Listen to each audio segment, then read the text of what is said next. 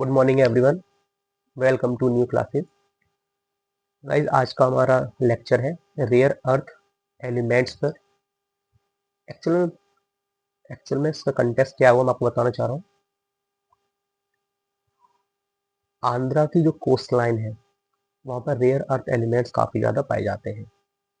ठीक है। सो आंध्रा की coast line 974 kilometre long coast line है। इसका काफ़ी स्ट्रेटेजिक इंपॉर्टेंस है इंडिया के लिए, क्योंकि यहाँ पे रेयर अर्थ एलिमेंट्स काफ़ी बड़ी मात्रा में मिलते हैं, जो कि यहाँ पे जो बीच सैंड मिनरल है उनके अंदर काफी मतलब पाए जाते हैं। ठीक है, तो आज का ये सारा कंटेक्स्ट है। तो मैं आपको क्या बताने वाला हूँ उसमें, पहला आंध्रा रेयर अर्थ कॉरिडोर के बारे में आपको याद रखना चाहिए, क्योंकि हर एग्जाम में रेयर अर्थ एलिमेंट्स के बारे में पूछा जाता है। तो रेयर अर्थ कॉरिडोर, ठीक है,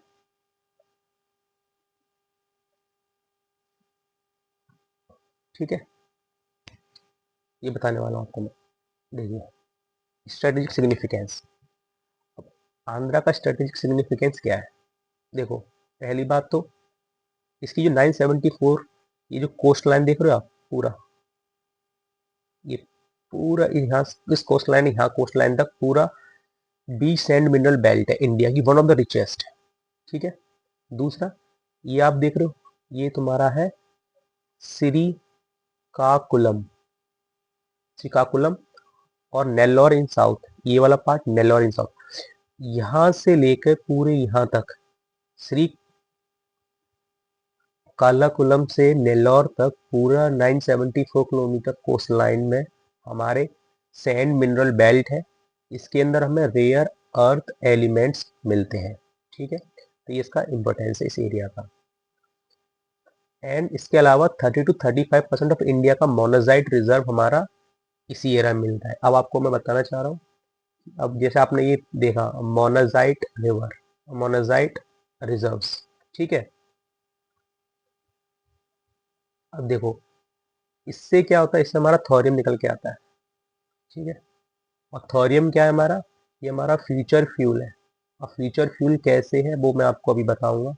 आपने सुना होगा 3 स्टेज न्यूक्लियर प्रोग्राम, सुना है आपने? सबने सुना होगा, नहीं सुना तो आप सुन लीजिएगा। उसमें आने वाले टाइम में हमें ये एनर्जी देगा ऑलमोस्ट फ्री, लाइक 500 ईयर्स के लिए 500 गीगावाट एनर्जी हमें जनरेट करेगा आने वाले टाइम में थोरियम। अभी नेक्स्ट स्लाइड में इसके बारे में टॉपिक है, मैं आपको बताऊंगा इस बारे में। ठीक है, देखो रेयर अर्थ एलिमेंट्स, क्योंकि आज का टॉपिक रेयर अर्थ एलिमेंट पर है, आंध्रा कॉरिडोर पर है, जहाँ पर ये रेयर अर्थ एलिमेंट्स काफ़ी ज़्यादा मिलते हैं, तो काफ़ी स्ट्रेटेजिकली इम्पोर्टेंट इंडिया के लिए भी है और एग्जाम पॉइंट ऑफ व्यू से भी है। देखो, सबसे पहले इसका इंपॉर्टेंस क्या है रेयर अर्थ एलिमेंट का। देखो, इकोनॉमिक एंड टेक्नोलॉजिकल इंपॉर्टेंस। ठीक है, मैं यहाँ पे हाईलाइट कर दे रहा हूँ, यहाँ पे मैं कुछ पॉइंट मैं बुलेट पॉइंट्स में लिख दूंगा, आप थोड़ा समझ लीजिए इसको। इकोनॉमिक एंड टेक्नोलॉजिकल इम्पोर्टेंस अब कैसे है वो मैं आपको बता दूंगा। देखो, सबसे पहला क्लीन एनर्जी। क्लीन एनर्जी सबको पता है, इंडिया क्लीन एनर्जी की तरफ जा रहा है, क्योंकि ग्लोबल वार्मिंग हो रही है। उसका मेन रीजन है पॉल्यूशन। सो हर कंट्री ये चाह रहा है कि हम लोग क्लीन एनर्जी को ट्रांजिशन करें क्लीन एनर्जी की तरफ। तो हमारी जो विंड टर्बाइंस है, अब सोलर एनर्जी, जो विंड एनर्जी हो, विंड टर्बाइंस में ना मैग्नेट्स लगती है, मैग्नेट, नियोडेमियम एंड डायस्पोसियम। तो इनमें ना रेयर अर्थ एलिमेंट्स की बहुत ज़्यादा रिक्वायरमेंट होती है। अगर ये नहीं होंगे तो ये मैग्नेट्स बनेंगे नहीं। Plus EV batteries, EV batteries की जितनी भी कारें आ रही हैं, कार आती हैं, बसेज भी आने लगी हैं, बैटरीज में आने वाले टाइम में आएंगी, तो वहाँ पे ईवी बैटरीज की रिक्वायरमेंट होगी। और ईवी बैटरीज आएंगी रेयर अर्थ एलिमेंट से। अगर रेयर अर्थ एलिमेंट हमारे पास होंगे तो ईवी बैटरीज भी हमारे पास होंगी। दूसरा, इसका इलेक्ट्रॉनिक्स के फील्ड में जितने भी हम स्मार्टफोन चलाते हैं, सेमी कंडक्टर चलाते हैं, डिस्प्ले स्क्रीन होती है, फोन की हमारी स्क्रीन है, आप जो पढ़ रहे होगे उसकी स्क्रीन होगी, ये फ्लोरेसेंट होती है। ये फ्लोरेसेंट की प्रॉपर्टी होती है रेयर अर्थ एलिमेंट्स में। तो हर स्मार्टफोन में, सेमी कंडक्टर में, डिस्प्ले स्क्रीन में इसकी रिक्वायरमेंट होती है रेयर अर्थ एलिमेंट की।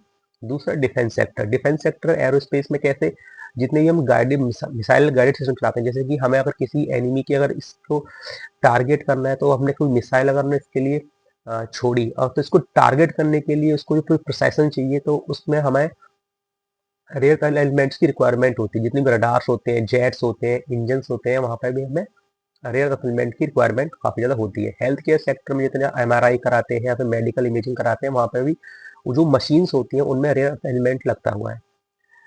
Fifth is space and nuclear sector, जो तुम्हारा थोरियम है। थोरियम मैंने कहा था मोनाजाइट से मिलता है, जो मोनाजाइट 35% आंध्र प्रदेश कोर्स में प्रेजेंट है।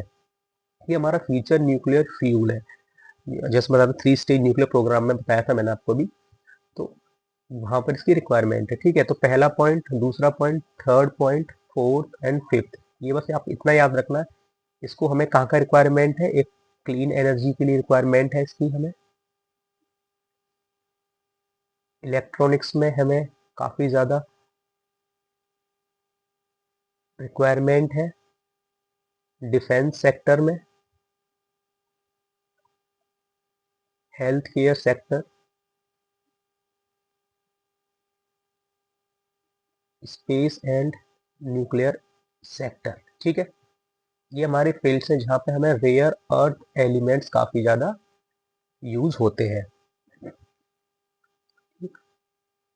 Now, why Andhra corridor is strategic for India, तो वो रीजन क्लियर है। देखो, पहला रीजन क्या है भाई, रिड्यूस इंपोर्ट, इंपोर्ट्स को रिड्यूस करेगा, रिड्यूस इंपोर्ट्स डिपेंडेंस। अब एक्चुअल बताऊं, इस चाइना है ना, चाइना इस मार्केट को बहुत ज़्यादा कंट्रोल करता है।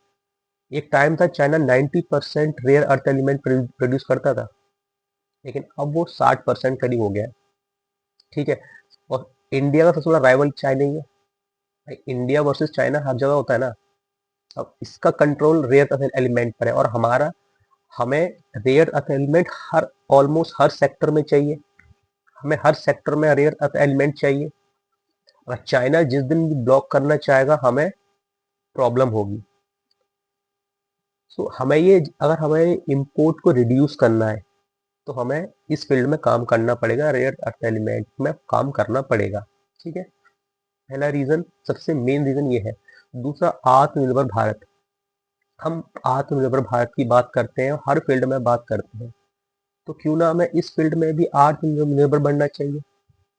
तो आत्मनिर्भर भारत के लिए भी हमें इन क्रिटिकल मिनरल की काफी ज्यादा रिक्वायरमेंट है। ठीक है, और मैं भारत को आत्मनिर्भरता की तरफ ले जाना। दूसरा, नेशनल सिक्योरिटी। नेशनल सिक्योरिटी कैसे आप बताओगे, देखो नेशनल सिक्योरिटी कैसे, हमने डिफेंस सेक्टर की बात की थी, हमारे जितने भी जेट्स होते हैं, गाइडेड मिसाइल्स होती हैं, वहाँ सब में ये रिक्वायरमेंट होती है, वो हमारी नेशनल सिक्योरिटी की बात है। Down stream industries, down stream industries जैसे हमारी मैग्नेट्स की इंडस्ट्रीज हो गई, ईवी कंपोनेंट्स बनाने हैं, बैटरीज बनानी है, बैटरीज की रिक्वायरमेंट का होती है कार मैन्युफैक्चरिंग में। ठीक है, तो डाउन स्ट्रीम इंडस्ट्रीज हमारी वीक हो जाएगी अगर हमें टाइम पर, अगर हमें ये critical minerals, rare earth elements ना मिले तो, जिसका बहुत बड़ा हिस्सेदार चाइना है। सबसे ज्यादा प्रॉब्लम हमारी इसी वजह से है। दूसरा, thorium ability strength 3 stage nuclear programme, मैंने बताया था कि थोरियम है जो तुम्हारा इस 3 स्टेज न्यूक्लियर प्रोग्राम में काफ़ी ज़्यादा बेनिफिशियल होगा हमारे लिए, ऑलमोस्ट फ्री इलेक्ट्रिसिटी जिसे कहते हैं ना, वो हमें प्रोवाइड कराएगा। अब देखो, जो 3 स्टेज न्यूक्लियर प्रोग्राम है, ये अपने आप में काफ़ी बड़ा टॉपिक है। इसको समझाने के लिए मुझे खुद आपको एक पूरी एक वीडियो बनानी होगी 10 से 15 मिनट की। सबसे पहले मैं आपको उसका ना थोड़ा सा, अगर मैं आपको ओवरव्यू दे देता हूँ हल्का सा। देखो देखो, इसमें क्या है, इसमें 3 स्टेजेस है। ठीक है, तो आप ऐसा समझो, एक स्टेज में, जब जिस स्टेज में हम इसको किसी चीज को यूज करेंगे, अगर हम इसका, हमने मटेरियल लिया, इसको हमें फर्स्ट स्टेज में यूज किया, इसका जो बाय प्रोडक्ट आएगा ना, वो सेकेंड स्टेज का हम, इसमें हमें वो यूज होगा, क्या कहते हैं, एज अ फ्यूल यूज होगा इसका बाय प्रोडक्ट। सेम इसमें यही कंडीशन है। यहाँ पर जो फ्यूल है हमारा, यहाँ पे यूरेनियम यूज होता है, यूरेनियम 235। ठीक है, और यहाँ से हमें बनता है प्लूटोनियम बनता है। अभी यहाँ सेकंड स्टेज में प्लूटोनियम प्लस थोरियम स्टार्ट होगा और फिर हमें प्लूटोनियम और ज़्यादा मिलेगा। In the third stage plutonium और थोरियम मिलके तुम्हारा थोरियम में कन्वर्ट हो जाएगा। थर्ड स्टेज में इसी थोरियम को जो हमारे पास काफ़ी ज़्यादा रिजर्व है वो हमें अगले 500 ईयर्स तक हमें बिजली देगा। ये इसका मोटा मोटा एक ओवरव्यू है इस न्यूक्लियर प्रोग्राम में एक्चुअली हम करने के वाले हैं। तो हमें क्योंकि यूरेनियम 235 हमारे पास नहीं है, यूरेनियम 235 इंडिया में नहीं है, इसको हम बाहर से इंपोर्ट करते हैं। तो हमें यूरेनियम से थोरियम तक कैसे जाना है ये पूरा एक स्ट्रक्चर था, किस तरह से हमें इंडिया को एनर्जी सेक्टर में हमें किसी पे निर्भर नहीं होना है। अब इसकी जो मेन आर्किटेक्ट या फाउंडर थे वो थे बाबा होमी भाभा, आप जानते होंगे, बहुत फेमस साइंटिस्ट थे। ये इनके मेन आर्किटेक्ट थे जिन्होंने जिनका ये विजन था। ठीक है, नाउ की चैलेंजेस। देखो अगर मैं यहाँ की चैलेंजेस की बात करूँ कैसे, देखो पहली बात इन्वायरमेंटल कंसर्न होगा, ये नो डाउट, क्योंकि देखो ये मिलते हैं कहाँ पर मिलते हैं, ये कोस्टल एरिया से मिलते हैं। अगर मैं वहां से माइनिंग करूंगा कुछ भी करूंगा तो कोस्टल इरोजन होगा, कोस्टल इरोजन होगा। ठीक है, एक सबसे बड़ा माइनस पॉइंट है। दूसरा वहाँ की बायोडायवर्सिटी लॉस होगी और रेडियो एक्टिव वेस्ट तो बनेगा ही आने वाले टाइम में। ठीक है, दूसरा रेगुलेटरी बॉटलनेक। देखो मोनोजाइड जो है एक प्रिस्क्राइब्ड सब्सटेंसेस है। ठीक है, तो ये काफी ज्यादा लॉ से गवर्न होता है और स्ट्रिक्ट लॉ गवर्न होते हैं, तो यहाँ पे काफी ज्यादा क्लियरेंस लेने में प्रॉब्लम आती है। ठीक, टेक्नोलॉजिकल गैप्स। देखो अ, मिलना बहुत इजी है कि हम बोल दें कि रेयर अर्थ एलिमेंट या एग्जिस्ट करते हैं, लेकिन उनको सेपरेट करना, उसको रिफाइन करना ही बहुत बड़ी प्रॉब्लम है।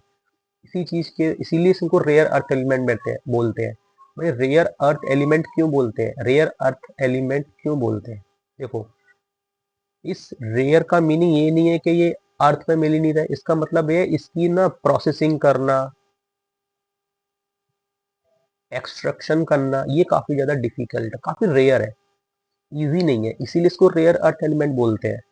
तो टेक्नोलॉजिकल हमें टेक्नोलॉजी में काफी एडवांस होना पड़ेगा और हमें काफी अच्छा रेयर अर्थ एलिमेंट को प्रोड्यूस करना है या फिर को रिफाइन करना है, इसको यूज में लाना है इंडिया में। ठीक है, and the fourth reason is low private participation. देखो इसमें ना प्राइवेट पार्टिसिपेशन काफी लो है।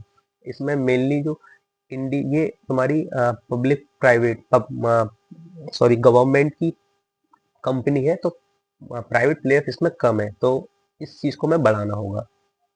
Fifth is global competition. China का डोमिनेंस है प्रोसेसिंग में एंड प्राइसिंग में, इसको कम करना है हमें।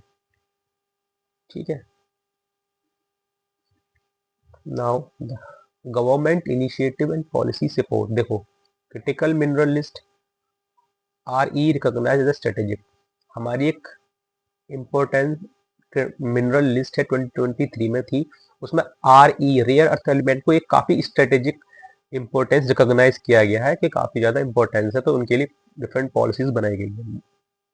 पहला तुम्हारा ये क्रिटिकल मिनरल लिस्ट में इनको रिकॉग्नाइज किया गया। ठीक है ना।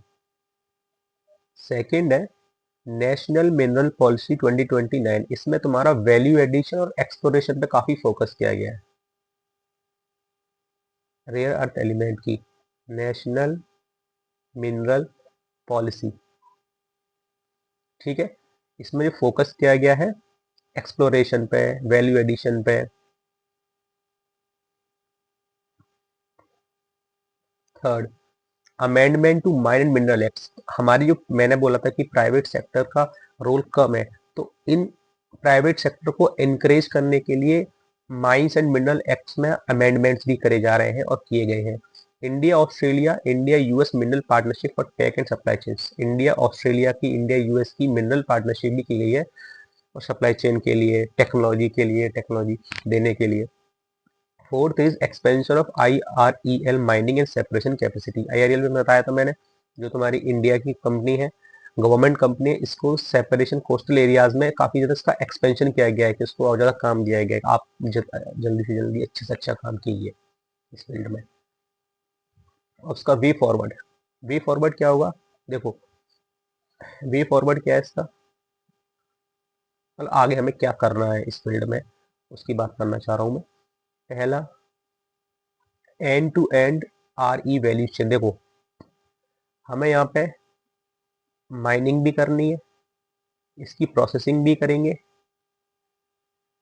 और मैन्युफैक्चरिंग भी करेंगे। ऐसा नहीं है हमें बस बनाया और हमने एक्सपोर्ट कर दिया, नहीं, आत्मनिर्भर बनना है हमें हर फील्ड में, तो हमें सारा काम करना पड़ा। माइनिंग भी करेंगे, प्रोसेसिंग भी करेंगे, मैन्युफैक्चरिंग भी हम ही करेंगे। दूसरा, सबको पता है कि इससे डिस्ट्रक्शंस होंगे कोस्टल एरियाज में, तो हमें इको फ्रेंडली रहना है सबसे ज़्यादा। कोई भी काम करो इको फ्रेंडली रह के काम करेंगे। एक्सट्रैक्शन टेक्नोलॉजी में इको फ्रेंडली हमें काम करना पड़ेगा। थर्ड इज, प्राइवेट प्लेयर्स को एंट्री देने हैं, एफडीआई को देने हैं, लेकिन काफ़ी रेगुलेटेड वे में। ठीक है। फोर्थ, लेकिन इनको एनकरेज करना है, इनको फिर रिसर्च एंड डेवलपमेंट पे काम करना है, स्किल डेवलपमेंट पे काम करना है इन रेयर अर्थ मेट्रोलॉजी। ठीक है। दूसरा, कोस्टल रेगुलेशन फ्रेमवर्क्स को हमें और ज़्यादा स्ट्रेंथन करना है, कोस्टल रेगुलेशन फ्रेमवर्क्स को हमें काफ़ी ज़्यादा स्ट्रॉन्ग करना है। तो ये आपका आज का टॉपिक था। देखो, आई होप आपको समझ में आया हो। ठीक,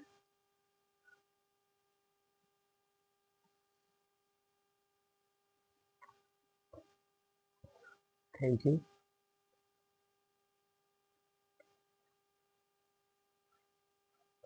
बाय।